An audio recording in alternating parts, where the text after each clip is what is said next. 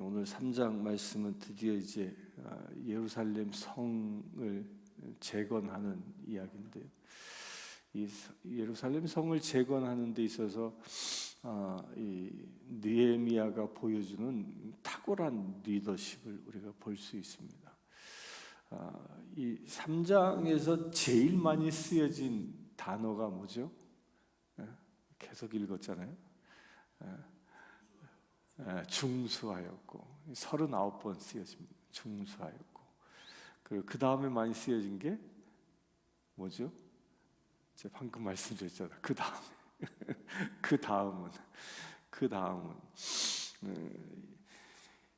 그 다음이라는 말은 26번 쓰여집니다.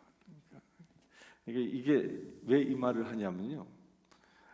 지금 3장은 이 머릿속에 이렇게 그려보는 거예요. 성이 막 무너지고 성벽은 없어지고 성문도 사라지고 이렇게 황폐해진 그런 성인데 그런 성에 39개 되어지는 그 무리들이 각각의 성벽들 앞에 딱 서 있는 거예요. 자기가 맡은 성벽에 그 다음에 쭉.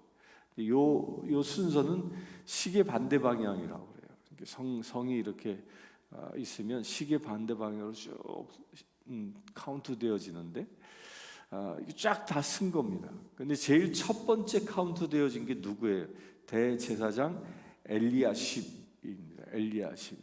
이 대제사장 엘리야십은 첫 번째 포로귀환 때 돌아왔던 제사장이 누구였죠?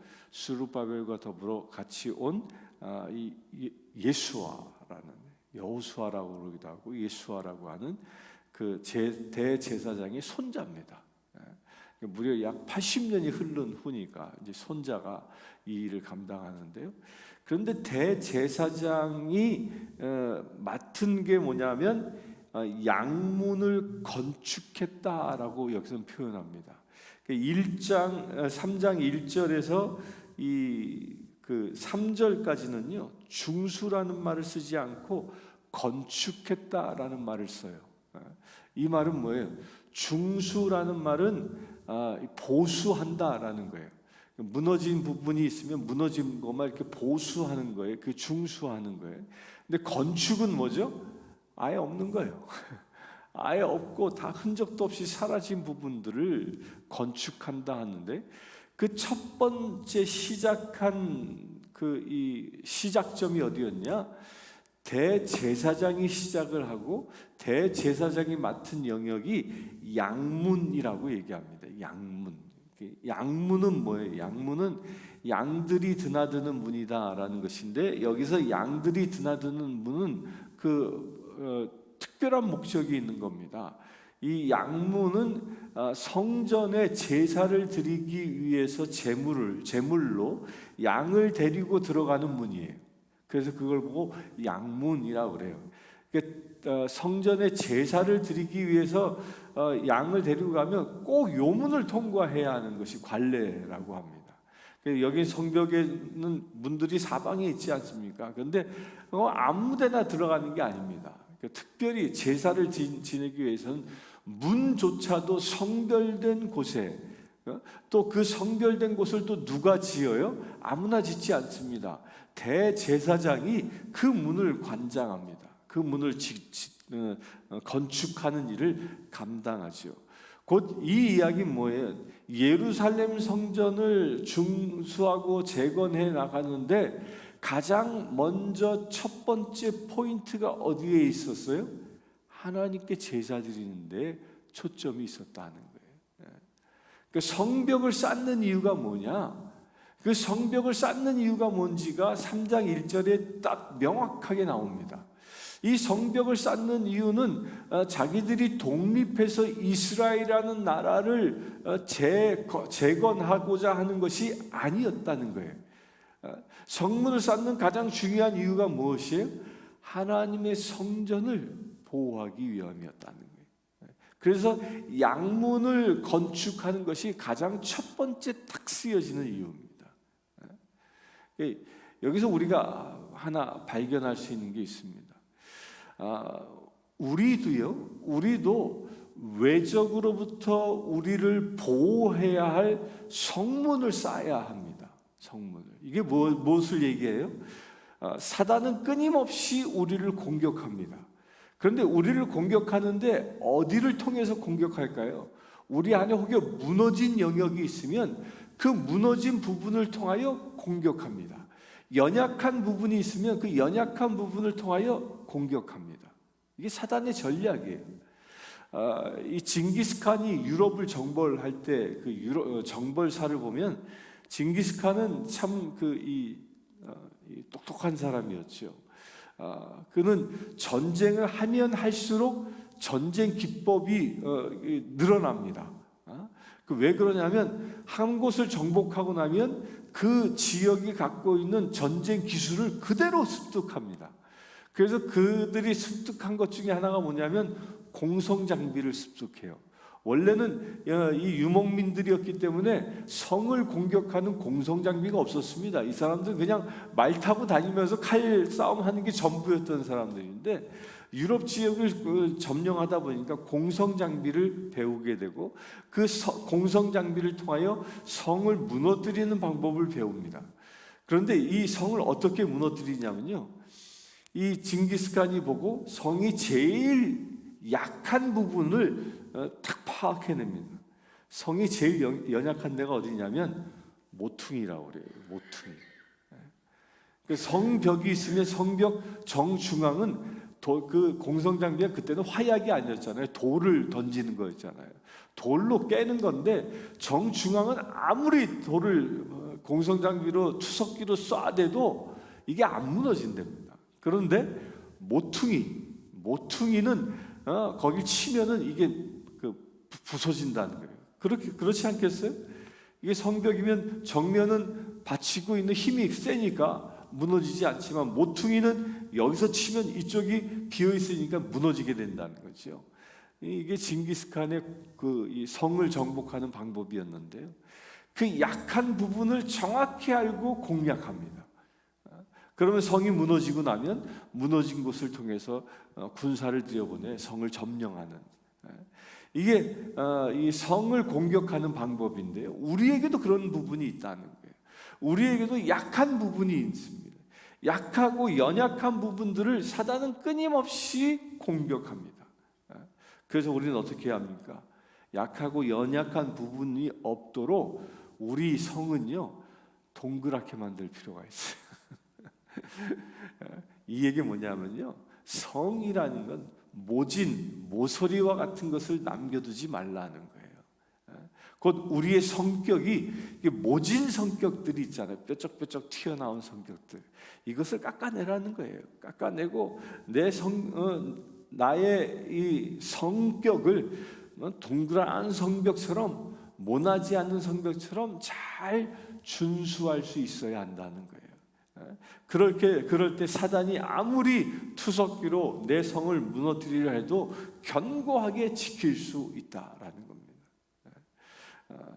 그래서 이제 성벽을 건축하는 이유가 뭐라고요? 하나님의 성전을 지키기 위함이라는 거예요. 그 스룹바벨에 의하여 세워진 성전이 약 80년이 흐른 이 시점에 성전을 지키기 위하여 성벽을 재건하고 있다라는 겁니다. 이것은 우리에게도 똑같다는 거예요. 나는 누구예요? 나는 하나님이 계신 성전이에요. 성전. 따라서 내 성전이 사단으로부터 회파되지 않으려면, 내 성전 안에 우상이 가득 차지 않으려면 내 안에도 나의 성전을 지킬 수 있는 이 믿음의 성벽을 강건하게 구축하고 있어야 한다라는 겁니다. 그런 성벽이 내 안에 혹여 무너진 영역이 없는지는 살펴보아야 합니다. 무너진 영역들은 주로 어떤 것을 두고 얘기하냐면요, 이 나의 성벽에 무너졌다라는 것은요, 사단이 공략하기 쉬운 부분들을 얘기합니다. 그런데 그 사단이 공략하기 쉬운 부분은 뭐냐면 대부분 우리가 가지고 있는 죄와 상처와 허물들입니다. 이런 것들이 내 안에 남아 있으면 그것이 무너진 성벽과 같이 되어져 사단의 공격 포인트가 되어진다는 거예요. 그러니까 이런 것들로부터 우리가 치유되어지고 회복되어져야 하는 이유가 바로 여기에 있는 것이죠. 이제 그런 면에서 보면요, 예수 그리스도께서 공생의 기간 동안에 많은 사람들을 만나서 곧 치유 행위를 하시고 귀신을 내쫓고 그런 사역들을 하시죠. 그런 사역들을 하시는 중요한 이유가 뭐예요? 그들을 지키시기 위함이라는 거예요. 사단의 그 포로된 그 결박으로부터 끊어버리시고 사단이 다시는 그들을 범접하지 못하도록 지켜주시는, 그리하여 성벽을 재건하시는 일을 하신다는 겁니다. 가늠한 여인이 예수 그리스도 앞에 끌려왔을 때 죄 없는 자가 이 여인을 먼저 치라 얘기했을 때 나이 든 사람들부터 슬슬 돌을 내려놓고 다 도망가 버리고 말죠. 그리고 나서 예수님이 그 여인에게 뭐라고 얘기합니까? 다시는 죄짓지 마라. 그 간음이라는 그 무너진 성벽, 그것을 주님이 탁 지적하시고 이제는 다시는 간음하지 말라. 그 성벽을 재건하게 하시는 거죠. 그러니까 우리 안에 그것을 살펴볼 수 있어야 합니다. 그러니까 우리가 세상을 살다 보면요, 이렇게 많은 영역들이 무너집니다. 뭐 어려움을 당하면 거의 무너지죠. 또 누구한테 배신을 당하면 자다가도 막 그냥 화가 나고 경기가 나고, 다 그런 것들이 무너진 영역들입니다. 그런 무너진 영역들을 재건해내야 한다라는 겁니다.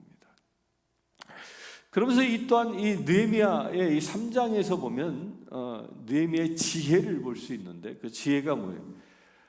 이 느헤미야가 이 성벽을 재건하는 총 소요일은요, 소요일은 52일간 합니다.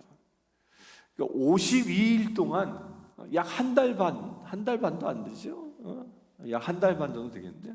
한 달 반이 조금 더 되는, 2달이 안 되는 이 기간 동안에 성벽을 완벽하게 재건한다. 이건 사실 불가능한 일입니다. 근데 이걸 어떻게 가능하게 했어요?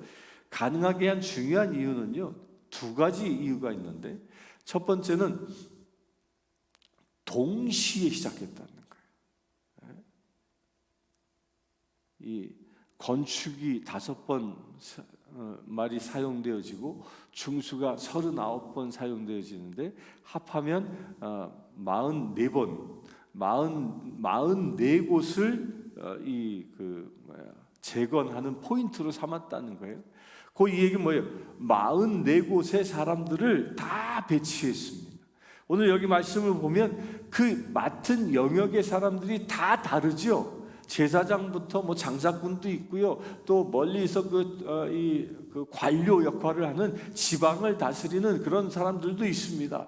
그런 각기각층의 사람들이 그 44곳을 다 맡고 거기에 다 배치한 다음에 시작한 거예요. 시작. 동시에 시작한 거예요. 동시에 시작하니까 그 성이 52일 만에 완공되어집니다. 물론 이제 뒤에 보면 외적이 쳐들어오기도 하고 뭐 그런 방해하는 세력도 나타나지만, 그 방해를 받았음에도 불구하고 52일, 2달도 안 되는 그 시간 동안에 성벽을 완성하는 지혜가 여기에 있습니다. 동시에 재건했다라는 거예요. 이 부분은요, 우리도 기억해야 합니다. 성령 하나님이 내게 오셨을 때 나의 전부를 하나님께 드릴 수 있어야 됩니다. 무슨 얘기냐면요, 내 안에 무너진 영역들, 하나님 내가 재정적으로 어려운데 이렇게 하나하나를 구하는 게 아니라 나의 전체가 동시다발적으로 회복되어질 수 있도록 주님께 구해야 하는 거예요. 이게 무엇을 얘기하냐? 나의 전부를 주님께 드리는 것을 말하는 겁니다. 예루살렘 성 전부를 하나님께서 동시다발적으로 재건하여 외적이 쳐들어오지 못하도록 만든 것처럼 우리 또한 마찬가지인 거예요. 내가 생각할 때 필요한 어떤 영역 부분만 하나님께 구하고 이것만 하나님께 드리려는 것이 아니라 나의 생활 전역에 나의 생각, 나의 성품, 나의 재산, 나의 인간관계, 이 모든 영역에 걸쳐서 하나님이 나를 다스리고 나를 중수할 수 있도록 하나님께 드릴 수 있어야 하는 겁니다. 이게 뭘 얘기해요? 온전한 회복을 말하는 겁니다. 이것을 다른 말로 얘기하면 거듭남이다라고 얘기합니다. 다시 태어나는 겁니다. 상처받은 몸으로 그냥 질질 끙끙거리며 살아가는 게 아니라 온전한 몸으로 다시 태어나는 거예요. 이게 예루살렘 수축, 성수축에 나타난 비밀입니다. 그리고 또한 이 느헤미야는 이 성벽 재건에는 유대 사회의 각 층의 사람들을 전부 참여하게 합니다. 제사장도요. 제사장은 이때 당시에 이게 지금 양문을 건축하고 문짝을 달고 성벽을 건축한다. 이 말은 뭐예요? 목수일도 하고 석공일도 했다라는 얘기예요. 근데 이때 당시에 제사장들은요, 그걸 손에도 대지 않았던 사람들이에요. 이 사람들은 주로 뭘 했던 사람? 칼잡이야. 이 사람들은 늘 양을 잡고 소를 잡고 염소를 잡고 제사를 드리고 그리고 하나님의 말씀을 선포하는 일을만 했던 사람들이에요. 그런데 그들도 뭐예요? 건축일에 참여하고요. 또 나중에 뒤에 보면 어떤 사람들 참여합니까?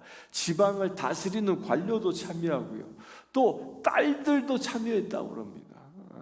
아들, 딸 상관없이 모든 계층의 사람들이 다 함께 참여했다라는 거예요. 이거는 교회로는도 이것을 가지고 푸는 분들이 있는데요. 교회가 가장 합리적이고 아름다운 교회, 효율이 있는 교회가 되려면 교회의 모든 사람들이 교회를 섬기는 교회가 되어야 한다라고 얘기합니다. 세상은요 8대2의 원칙으로 운영되어집니다. 무슨 얘기냐면 100명의 사람이 한 사회의 구성원으로 이루고 있으면 그 사회를 먹여 살리는데 열심히 일하는 사람은 100명 중에 20명이라는 거예요. 20명은 뼈 빠지게 일해요. 그 나머지 80명은 슬렁슬렁 살아갑니다. 그래서 20명이 얼만큼을 버냐면 80%를 버는 거예요. 그래서 나머지 80%를 먹여 살리는 거예요. 80명의 사람들이 버는 건 고작 해봐야 20%밖에 되지 않는 거예요. 이게 8대2의 법칙이거든요. 나중에 20명만 남으면 어떻게 될까요? 그 20명 중에서도 4명은 열심히 일해. 나머지는 16명 일 안 하는 거예요. 이게 세상의 법칙입니다. 그런데 교회는 그런 것이 아니라는 거예요. 교회는 8대2의 법칙에 의해서 움직여지는 것이 아니라 가장 아름다운 교회는 모두가 참여하는 것이라는 거예요. 세상, 신분, 나이, 그 세대, 학력의 높고 낮음, 이 모든 것을 초월해서 모든 사람들이 함께하는 그런 공동체가 교회여야 한다라는 거예요. 교회여야 한다. 그래서 교회에 오면 나이 들었다고 대접받으려 하지 않고요. 내가 할 수 있는 한 솔선해서 섬기려고 하고요. 철이 없다고 해서 천방지축 떠드는 것이 아니라 맡겨진 일에 충성을 다하는 그런 교회가 되어질 때 아름다운 교회가 되어진다라는 겁니다. 또 이 3장에서는 이름이 기록되어집니다. 이름이. 저는 이 교회에 보면 모든 곳에 다 가만히 보면요 이름표가 다 붙어 있어요. 이렇게. 지금 여러분들이 앉아 계신 의자에도요 한 구퉁이에 보면 이름표가 딱 붙어 있어요. 이건 물론 이 성전을 지을 때 봉헌한 사람의 이름을 메모리해 놓은 겁니다. 봉헌한 사람의 이름을. 근데 이건 달리 보면 그런 거예요. 이 성전이 하나님의 이 지금 예루살렘 성벽이라고 가정하면 여기에 기록되어져 있는 모든 사람들이 그 영역을 맡아서 탁탁탁 퍼즐을 맞추듯이 맞춰낸 겁니다. 나는 장의자를, 나는 저 스테인드 글라스를, 나는 이 제단을, 나는 저 십자가를 뭐 이러면서 딱딱딱 자기가 맡은 영역을 봉헌하고 그것으로 이 성전을 만들어내는 거지요. 곧 그리하여 그 이름이 기록되어지는 것인데, 여러분들요, 교회를 재건하고 교회를 교회되게 하면 그 이름이 어디에 기록되어질까요? 성벽을 재건한 사람들의 이름이 성경에 기록되어져 있습니다. 하물며 성벽을 재건한 사람이. 그러나 교회를 교회되게 하는 사람들의 이름은 어디에 기록되어질까요? 천국에 기록되어지는 거예요. 여러분들의 이름이 거기에 기록되어질 수 있게 되길 바랍니다. 오늘 이 말씀을 보면서 내가 맡은 교회 안에서의 내가 중수해야 할 영역은 어딘지, 또 내가 살아가고 있는 이 사회 속에서, 가정 속에서 나에게 주어진 중수할 영역은 어딘지, 또 개인적으로 보면 내 안에 무너진 성벽은 어느 영역인지, 또한 사단이 그렇게 쉽게 공격하는 영역은 어디에 있는지 살펴보고 그 모든 연약한 부분들을 중수해낼 수 있는 거룩한 날 되기를 주의 이름으로 축원합니다. 우리 이것을 위하여 기도하겠습니다. 주 아버지 하나님, 느헤미야를 통하여 무너진 성벽을 재건케 하셨습니다. 없어진 것은 건축하게 하시고 허물어진 것은 중수케 하셨습니다. 불타버린 문들은 다시 만들게 하셨습니다. 아버지 하나님, 참으로 이 광경을 보면서 이스라엘 백성들이 동시적으로 주님 앞에 쓰임받은 것처럼 우리도 그처럼 쓰임받기를 원합니다. 혹여 내 안에 무너진 영역이 있습니까? 성령 하나님, 기름 부으심을 더하여 주셔서 연약하고 무너진 영역들을 우리가 온전히 중수할 수 있도록 은혜를 더하여 주시옵소서. 말씀을 더하여 주시옵소서. 온전히 주님의 손길로 우리를 어루만져 주셔서 연약한 부분이 강건해지게 하시고 무너진 부분들이 다시 재건되어지는 놀라운 역사가 일어나게 하여 주시옵소서. 그래야 아버지 하나님, 내 안에 있는 상처와 허물과 죄들이 씻기움 받고 치유되게 하시고 그것이 온전히 강건한 주의 자녀로 거듭날 수 있도록 주님 축복하여 주시옵소서. 또한 내 안에 모난 영역이 있습니까? 돌맞을 만한 영역들이 있습니까? 그 모든 영역들이 깎여지게 하시고 아버지 하나님, 그리하여 둥근 성처럼 모나지 아니하고 세상에서 정말 사단의 공격으로부터 무너지지 않는 거룩한 내가 되어질 수 있도록 아버지 또한 축복하여 주시옵소서. 또한 주님, 나에게 맡겨주신 이 교회에 정말 주님이 주신 책무를 충성되게 감당하는 우리가 되어지기를 원합니다. 참 아버지 하나님, 작고 미약한 일일지라도 나에게 주어진 사명을 잘 감당함으로 인하여 이 교회가 모든 성도들이 서로 협력하여 교회를 교회되게 만드는 놀라운 은혜가 일어날 수 있도록 아버지 축복하여 주시옵소서. 우리 주 예수 그리스도의 이름으로 기도드리옵나이다.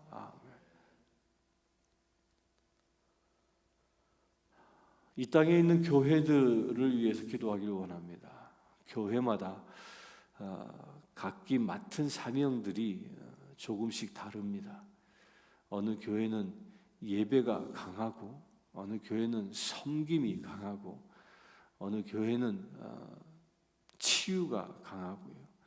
어떤 교회는 성령의 기름 부으심이 강력하게 나타나고, 어떤 교회는 말씀 사역을 잘합니다.